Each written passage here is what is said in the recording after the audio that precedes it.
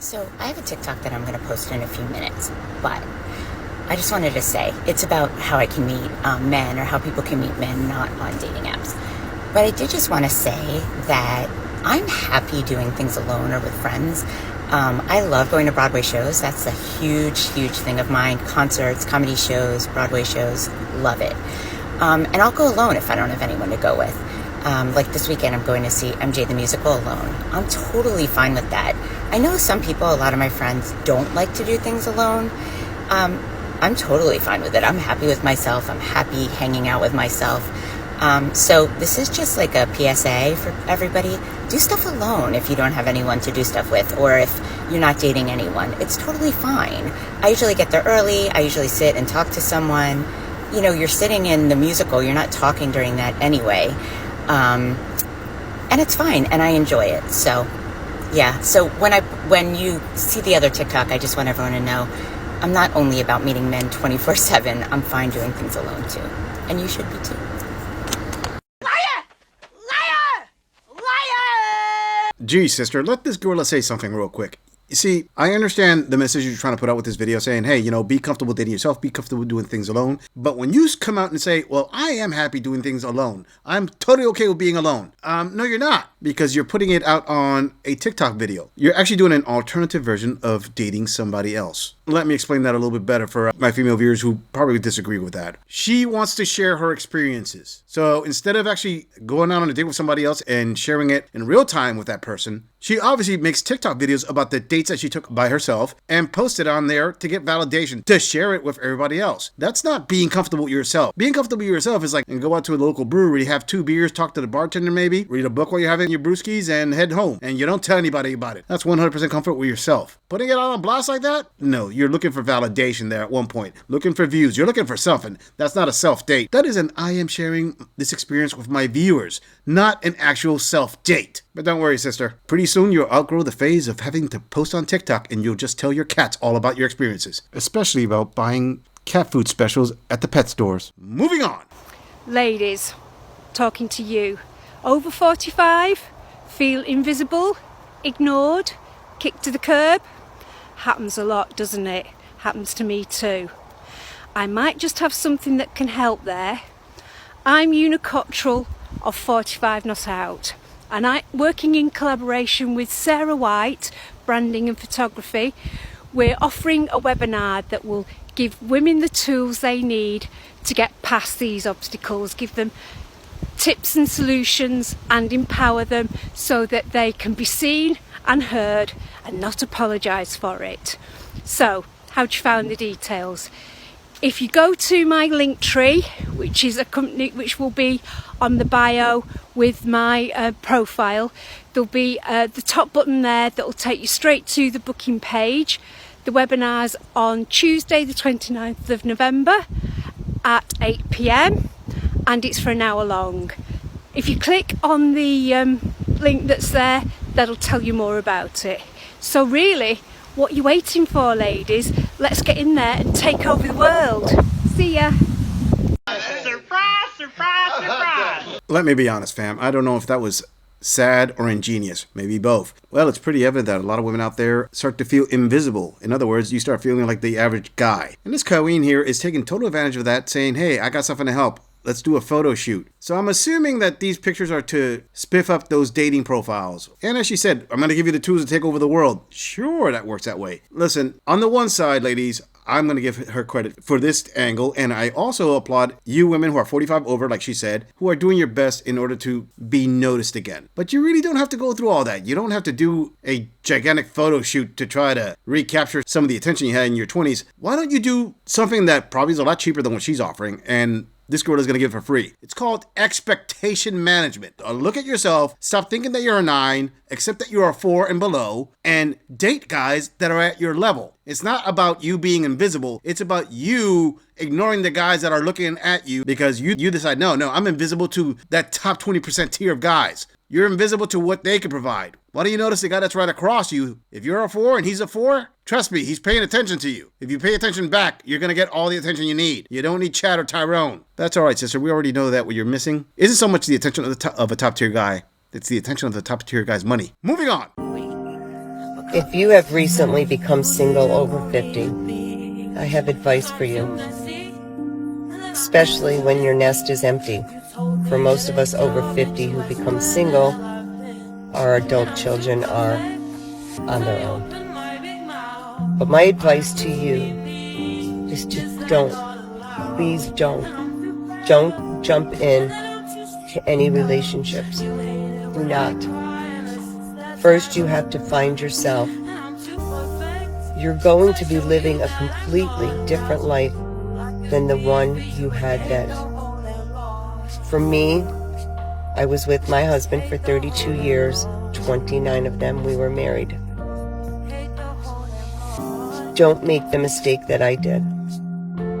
We're so worried that we're going to be alone that it's very easy to jump into the arms of the first person that pays you attention. First, you have to love yourself. Maybe you have to forgive yourself. You have to accept as much as you can. Take it on slowly. It's not going to be easy, I promise you that. It's not easy.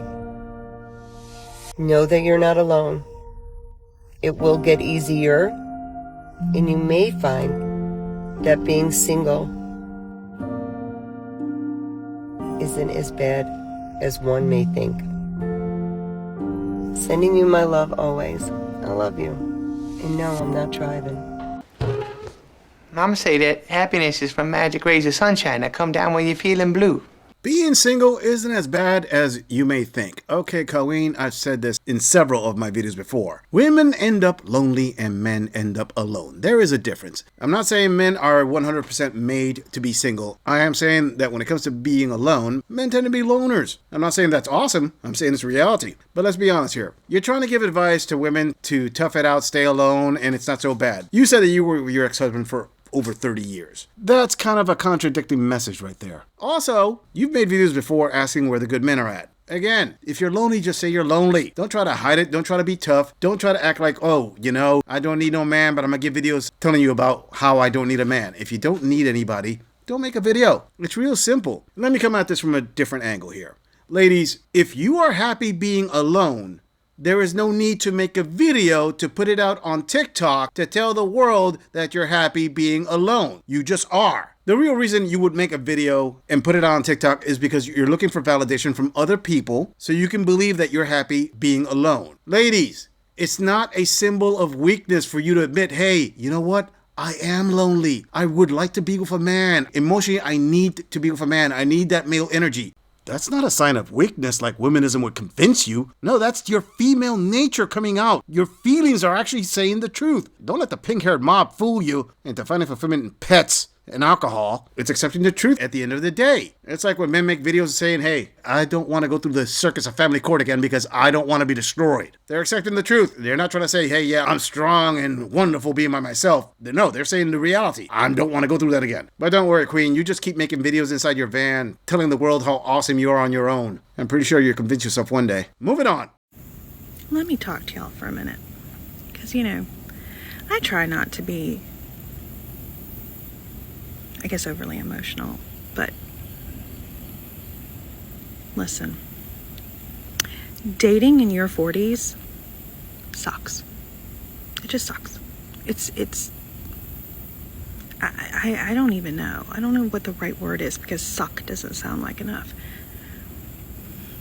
But typically in your 40s, you've been through a divorce and you have kids, or you've been through multiple divorces, or busted relationships, whatever. There's a few unicorns that are in their 40s that haven't been married and don't have kids, but honestly, on this dating scene, instead of being looked at as a unicorn, you would be looked at like a red flag. I don't know why. It's just a thing. But you've been in relationships, you've met people, you've been through divorces, and at this point in your life, you need to own your okay? I was no saint. The divorce was not all one-sided. And I had to sit in it, and I had to own my part and why my marriage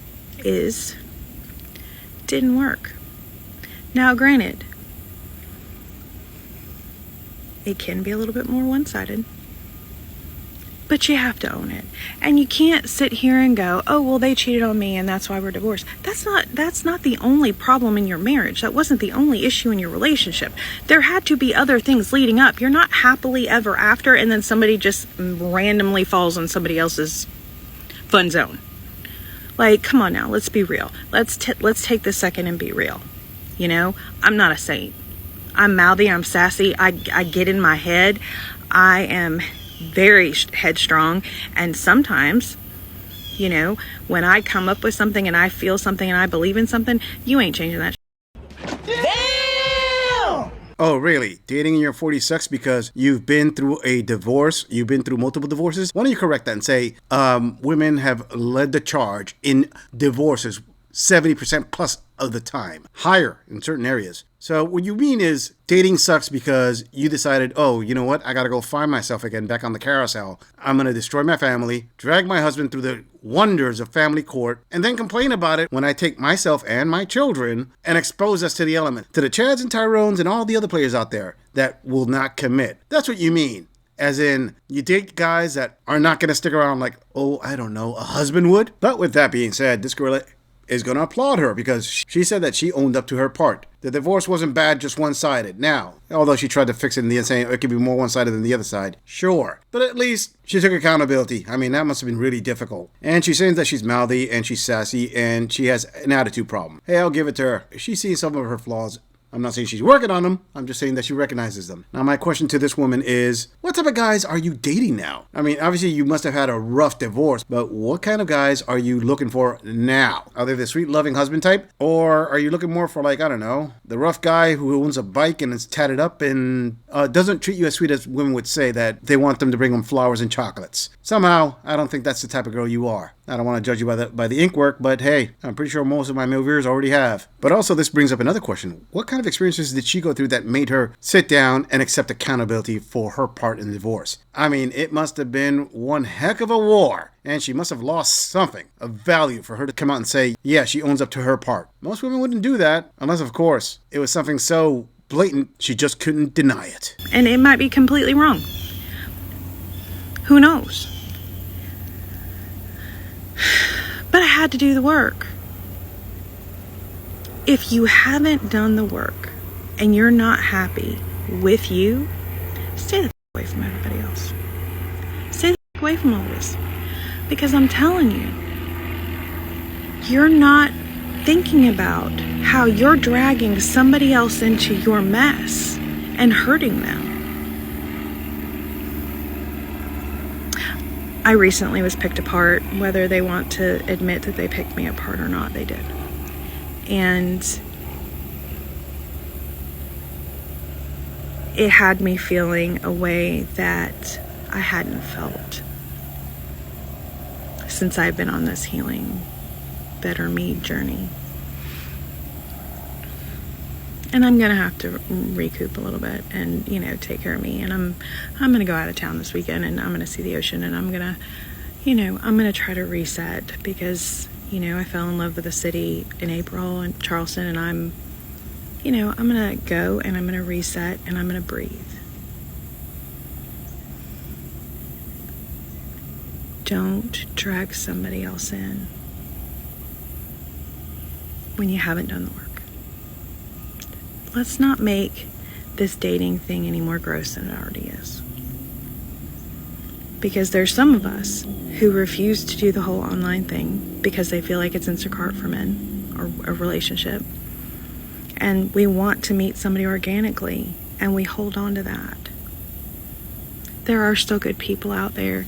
And you know what? You might be broken, but you're still a good person, you know? Like, if you've done the work, you're good. Y'all, let's make this better. Because I'm telling you right now, I don't like the way I feel. I love y'all. Have a good rest of your week.